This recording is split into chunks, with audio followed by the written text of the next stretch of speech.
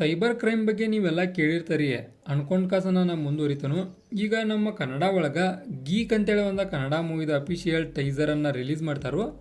ಈ ಒಂದು ಟೀಸರ್ ನೋಡ್ಕೊಂಡು ನನಗೆ ಅನಿಸಿದ್ದು ಏನಪ್ಪ ಅಂದ್ರೆ ಸೈಬರ್ ಕ್ರೈಮ್ ಯಾವ ರೀತಿ ಆಗೈತಿ, ಆನಂದ್ರೆ ಸೈಬರ್ ಕ್ರೈಮ್ಗೆ ಒಳಪಟ್ಟವ್ರ ಯಾವ ರೀತಿಯಾದ ಸಿಚುವೇಶನ್ಗಳಿಗೆ ಒಳಗಾಗ್ತಾರೋ ಈ ಒಂದು ಫ್ಯಾಕ್ಟ್ಗಳನ್ನು ಇಟ್ಕೊಂಡ ಈ ಮೂವಿಯನ್ನು ತೆಗ್ಯಾರದಾರು. ಇದು ನಮಗೆ ಟೀಸರ ಕನ್ಫರ್ಮ್ ಮಾಡಿ ಕೊಟ್ಟು. ಇನ್ನು ಈ ಟೀಸರ್ ಒಳಗೆ ನಾನು ಆಲ್ರೆಡಿ ಹೇಳಿದಂಗೆ ಸೈಬರ್ ಕ್ರೈಮ್ ಕುರಿತಂತೆಯೇ ಇರ್ತೈತಿ. ಅಂದ್ರೆ A to Z ಇರೋದು ಸೈಬರ್ ಕ್ರೈಮ್ ಕುರಿತಂತೆ. ಅಂದ್ರೆ ಒಂದು ಕಂಪ್ಯೂಟರ್ ಒಳಗೆ ಯಾವ ರೀತಿಯಾಗಿ ಹ್ಯಾಕಿಂಗ್ ಮಾಡ್ತಾರೋ, ಅದಕ್ಕೆ ಸಿಕ್ಕೊಂಡವ್ರು ಯಾವ ರೀತಿಯಾದ ಒಂದು ಸಿಚುವೇಶನ್ಗಳನ್ನು ಎದುರಿಸ್ಬೇಕಾಕೈತಿ, ಆನಂತರ ಇದರಿಂದ ಪಾರ್ ಆಗೋದು ಹೆಂಗೆ, ಈ ಎಲ್ಲ ಫ್ಯಾಕ್ಟ್ಗಳು ಈ ಒಂದು ಮೂವಿ ಒಳಗೆ ಡೆಫಿನೆಟಾಗಿ ಇರೋದವು. ಆನಂತರ ಈ ಒಂದು ಮೂವಿ ಒಳಗೆ ಮೇನ್ ರೋಲ್ ಆಗಿರೋರ ಪ್ರವೀಣ್ ತೇಜ ಅವರ ಒಂದು ಚಲೋ ತಮಗೆ ಮಾಡತ್ತಾರು ಅನ್ನೋ ಫೀಲ್ ನನಗೆ ಡೆಫಿನೆಟಾಗಿ ಬಂತು ಈ ಒಂದು ಟೀಸರ್ ಒಳಗೆ. ಇವರು ತಮ್ಮ ಬೆಸ್ಟನ್ನು ನೀಡಕ್ಕೆ ಪ್ರಯತ್ನ ಪಟ್ಟರು, ಅದು ಕೊಡ ಐತಿ ಈ ಒಂದು ಟೀಸರ್.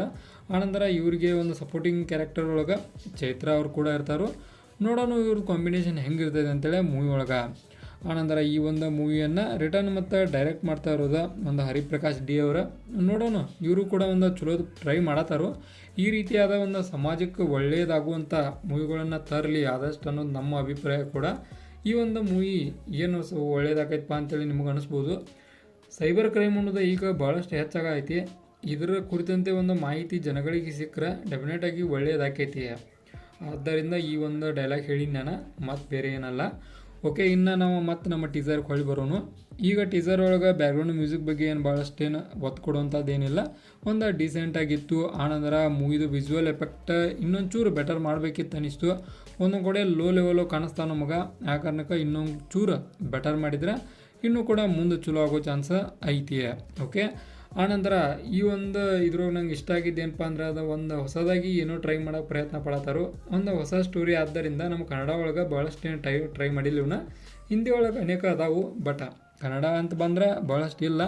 ಇದೊಂದು ಚಲೋ ಆಗಲಿ, ಸ್ಪೆಸಿಫಿಕ್ ಆಗಿ ಒಂದು ಥೀಮನ್ನು ಇಟ್ಕೊಂಡು ತೆಗೆಯೋ ಕಾರಣಕ್ಕೆ ಇದೊಂದು ಚಲೋ ಆಗಲಿ ಅನ್ನೋದು ನಮ್ಮ ಆಶಯ ಕೂಡ. ಆನಂತರ ಒಂದು ಗೀಕ್ ಅನ್ನುವಂಥ ವರ್ಲ್ಡ್ ಮೀನಿಂಗನ್ನು ಇವರು ಕೂಡ ಒಂದು ಸರ್ಚ್ ಮಾಡಿ ಅದು ನಮ್ಮ ತಲೆಗೆ ಹೊಳ ಬಿಟ್ಟರು. ನಾವು ಸರ್ಚ್ ಮಾಡಿ ನೋಡಿದ್ದು ಇದರ ಅರ್ಥ ಏನಂದ್ರೆ ಒಂದು ಕಂಪ್ಯೂಟರ್ ಒಳಗೆ ಎಕ್ಸ್ಪರ್ಟ್ ಇರೋಮ್ ಯಾರಲ್ಲ ಆತನಿಗೆ ಒಂದು ಸೂಟೇಬಲ್ ಆಗುವಂಥ ವರ್ಡ್ ಗೀಕ್ ಆಗೈತಿ. ಅಂದ್ರೆ ಗೀಕಿನ ಅರ್ಥನ ಇದೆ.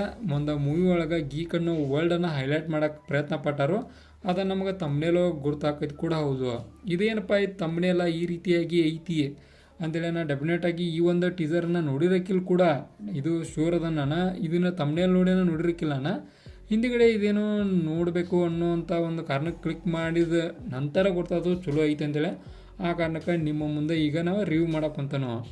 ಓಕೆ, ಗೀಕ್ ಅನ್ನುವಂಥ ವರ್ಲ್ಡ್ ಅರ್ಥ ಅದು ಅಂದ್ಕೊಂಡು ನಿಮ್ಗೆ ಈಗ ಮುಂದುವರಿಯೋದಾದ್ರೆ ಈ ಒಂದು ಟೀಸರ್ ಬಗ್ಗೆ ಒಂದೇ ಲೈನಾಗ ಹೇಳೋದಾದ್ರೆ ಚಲೋ ಇತ್ತು, ಮಸ್ತ್ ಇತ್ತು. ಆನಂತರ ಒಂದು ಸಸ್ಪೆನ್ಸ್ ಅನ್ನೋದು ಏನೈತಲ್ಲ ಎಲಿಮೆಂಟ ಅದನ್ನು ಡೆಫಿನೆಟಾಗಿ ಕೊಡ್ತು. ಇದಕ್ಕೆ ನನ್ನ ಕಡೆಯಿಂದ 5 ಸ್ಟಾರ್ಗೆ 3.5 ಸ್ಟಾರ್ನ ಕೊಡ್ತಾನು. ಓಕೆ, ಮುಂದಿನ ವಿಡಿಯೋ ಸಿಗ್ತಾನು. ಅಲ್ಲಿವರೆಗೂ ಬಾಯ್.